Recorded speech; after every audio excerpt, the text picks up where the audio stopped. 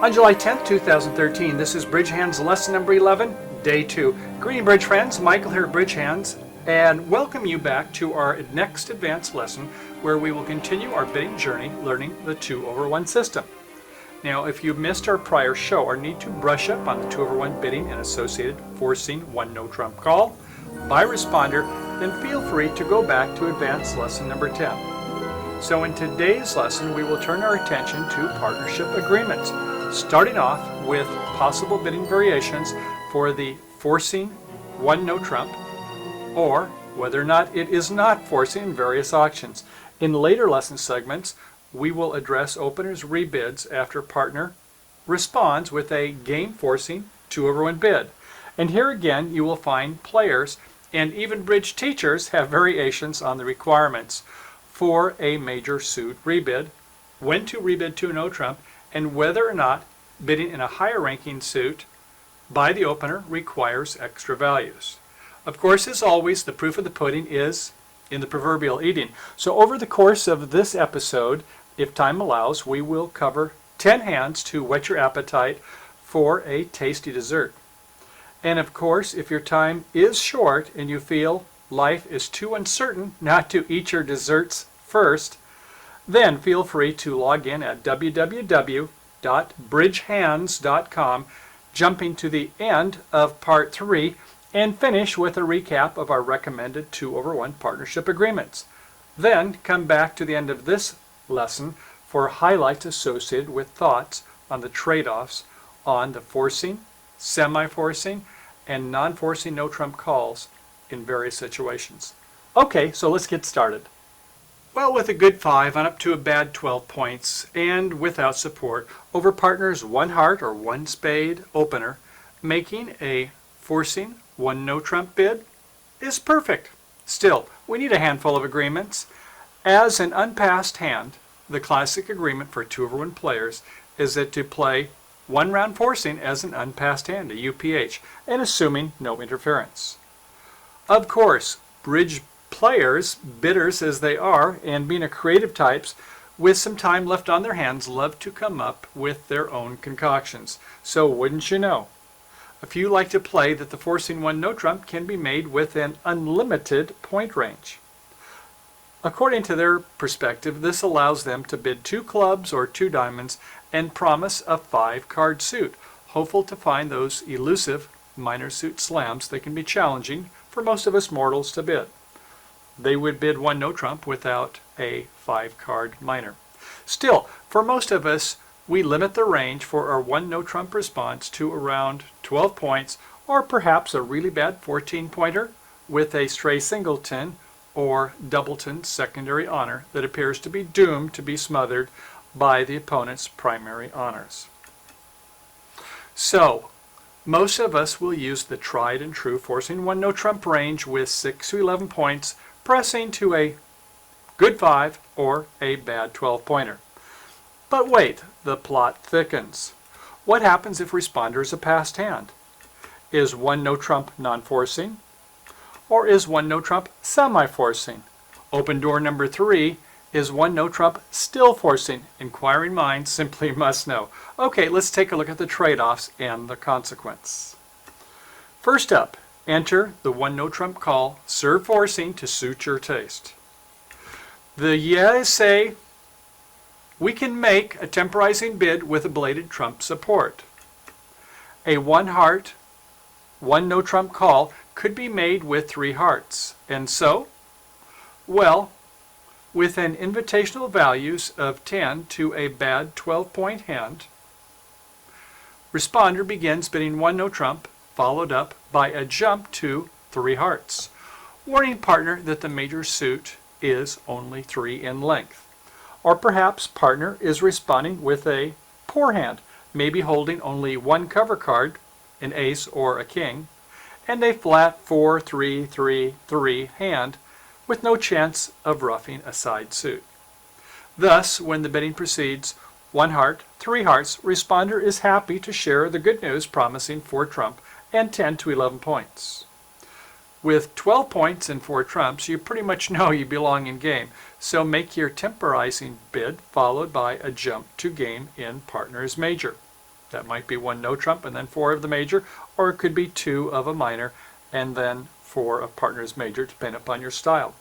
A further argument can be made for those playing the so-called constructive raises with 2.5 cover cards, 8 to 10 points, and 3 or 4 trumps.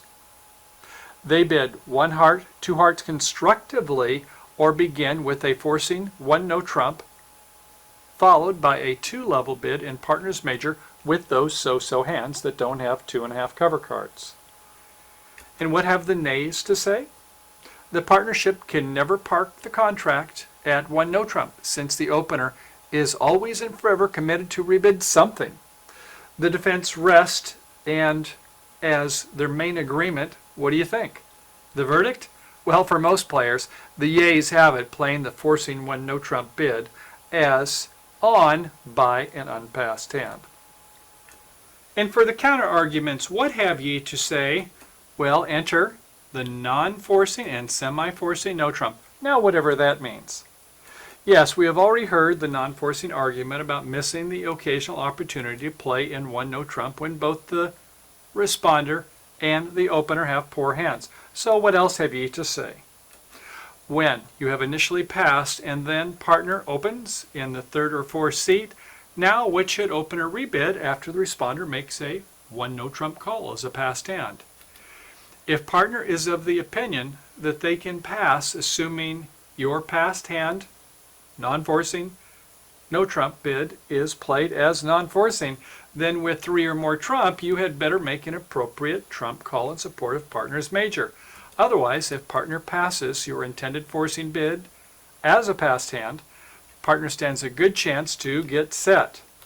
But some like to play passed hand no trump calls as semi-forcing, expecting 3rd or 4th seat opener to resurrect some sort of bid, except with a really nasty hand that you might be embarrassed to table as a dummy. In fact, some players go so far as to play semi-forcing no trump responses on even after an unpassed hand, rather than playing forcing more trump. Now, more on that later. And the verdict is, for passed hand bidders, the vote is close to a draw, with some for it and others opposed. And for those who use the ACBL, the American Contract Bridge League convention card, when playing duplicate bridge, next to the forcing 1 no trump box, they enter UPH, unpassed hand, or either do not check the other box, or perhaps they might use PH, passed hand, next to the semi-forcing box. Of course, there are a few out there that insist on forcing no trump bids are always being on. So if your new pickup partner appears to play lots of bells and whistles, you ought to avoid surprises and ask. These days, the saying, don't ask, don't tell, is passé. Nowadays, it's ask and you shall receive, Bridge Kemosabe. So don't ride alone as a Lone Ranger. But let's explore this further. Okay, more on no trump forcing or not. So even playing an unpassed hand, or UPH if you want to impress your colleagues with lingo, some players, and I have been in this camp with some of my partners, prefer to play responders 1 no trump call is only semi-forcing. And the semi-forcing no trump, what is that call all about? No, it doesn't have anything to do with tractor trailers. It means that you may have a constructive hand, so partners should not pass unless they opened a really lousy hand in 3rd seat. Still, regardless if playing UPH or not, as responder, your 1 no trump bid is or may not be taken as forcing. Then, obviously, playing semi-forcing no trump, and especially playing the non-forcing no trump method, you would never make a call with more than a poor to average 3-card support of partner's major suit. So say goodbye to responder showing a belated trump support. And say la vie to the thought of bidding 1 no trump with a non-constructive raise followed by a trump raise. That is, unless you are either feeling lucky or have a busy bidding partner that sings like a canary and either never passes below the 2 level or does not have much confidence in your no trump play. What's that? Okay, when responder's 1 no trump bid is non-forcing. Now, partner opens one spade. Well, you only have 8 hard card points. You appreciate the playing strength of your cover cards, 2 primary honors, and Jack third in partner's suit. So what do you think? Well, we are happy to bid 2 spades with 6 to 9 points and 3 trump. And even if we were playing constructive raises with partner with 2.5 cover cards, 2 spades would be our call, rather than 1 no trump as a forced hand, and then rebidding 2 spades, which would be weaker. So by the way, you can tell by my emphasis here that I like to play constructive raises with 2.5 covers. Yes, true. They don't seem to mix well when playing semi-forcing no trump responses, yet in practice, at least my partners seldom pass, and even when one does, we usually end up with a fine auction that one does not usually end up having to worry about partner's passed hand, with extras or not. Okay, well, how about when responder has 1 no trump and it's non-forcing? Well, this time we are the first to bid, or I should say call, since we pass with 6 points and only 1 primary honor. Over to partner comes 1 spade. Now what? Well, despite a nasty 4-3-3 flat hand, in fact, we do have 6 points and 3 trump, so unless you are at least playing a strongish semi-forcing no trump, like me, when your bid is played as non-forcing, then you should support partner with 3 trump and 6 to 9 points. And this is not the best 6-pointer I've seen, but thank goodness there is a 10 with the jack. True. With only 1/2 cover card and a nasty flat hand, we wish we could make a forcing no trump call followed by a lackluster 2 spade call. But bids are not made on wishes, so for better or worse, 2 spades is going to be our call here. Okay, now let's look at opener rebids.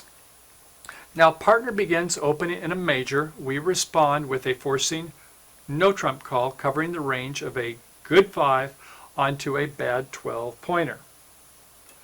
Bid 2 clubs or 2 diamonds in your longer minor suit, hopefully 4 in length, but even if it's a 3-bagger and we have less than 19 points and not a flat hand, that is our bid.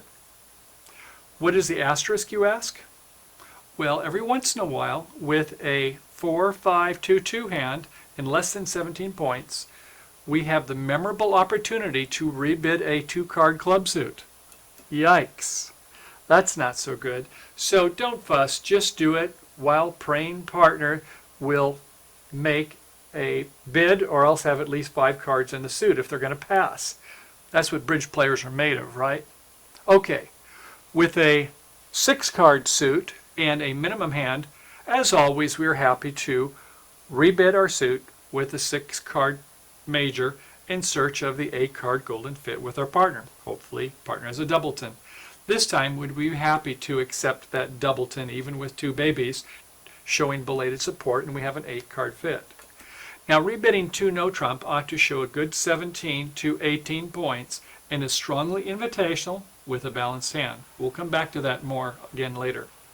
So with a huge 19 to 21 point hand, enthusiastically make a strong jump shift, skipping the 3 level in our second suit to a game forcing bid all the way. And while not quite as strong, with 6 losing trick count and around 16-ish points, I suppose, including a 6-card suit, or maybe a fantastic 5er with the suit quality approaching 9. Recall suit quality, that's using the number of honors plus the length of the suit. So 5-card suit, 4 honors, 100 honors, that would be suit quality of 9. 6 long and 3 honors, sure, that's 9 also. You might even be ace, king, queen with 5. You should only lose 1 if partner's got some level of support. You only lose the jack with jack 4th against you. So we make an inspired jump to 3 level in our major in those situations. Now, going back to our 19 to 21 point hand, with a balanced hand, we rebid, yes, 3 no trump. A la the one who knows, goes. And of course, with a 7 or great 6 bagger and a suit quality of 9 plus, along with a 5 losing trick count hand, we jump to game in our major, assuming that our partner has 2 cover cards. Good partners too, don't they? That will reduce our losers down to 3, and that gives us our major suit game. Okay, everyone lives happily ever after so far, right? Right. Let's take a look now at openers, rebids. This time we will hone in on the auction where partner specifically opens 1 spade and, no surprise, here our partner does not have 12 high card points and insufficient spade support. Responder makes the ubiquitous catch-all 1 no trump forcing bid. No surprise there. Blessed with 19 to 21 points and 4 hearts, we make a game forcing strong jump shift to 3 hearts. As before, with our 11 to 18 pointer, we settle for a seemingly innocuous 2 heart rebid that might be worth 6 to 7 losers. But we ought not to count our eggs before our chickens have hatched. Remember that we do not count LTC, losing trick count, until we have a bona fide fit with our partner support. And despite holding a 5 card heart suit, I highly doubt that the suit quality is 9, a semi-self-sustaining suit, or a very good 8 to the ace, king, queen, and too little. Okay then, it's time to address that troublesome hand where the dealer dared to give you a 4, 5, 2, 2 shape. 4 spades, 5 hearts, 2 in each of the minor. We start off bidding 1 heart, and wouldn't you know, partner does not cooperate, bidding 1 spade and instead bids 1 no trump. Uh-oh. With 11 to 16 points, we rebid 2 clubs, although if you held 2 toppers and diamonds, I suppose you could make an argument for choosing it over 2 clubs, both doubletons. Recall the rule of bidding suits. With 5-5, we start off with a higher ranking suit. With 4-4 or 3-3, we bid them up the line. Now, no one ever made a stinking rule for 2-2, did they? So we're on our own. And before your next game, consider playing the Flannery convention, where opening 2 diamond bid is an artificial convention showing 4 hearts, 4 spades, and 5 hearts with this 11 to 15 point hand. But others want different uses for the 2 diamond bid, preemptive or something else.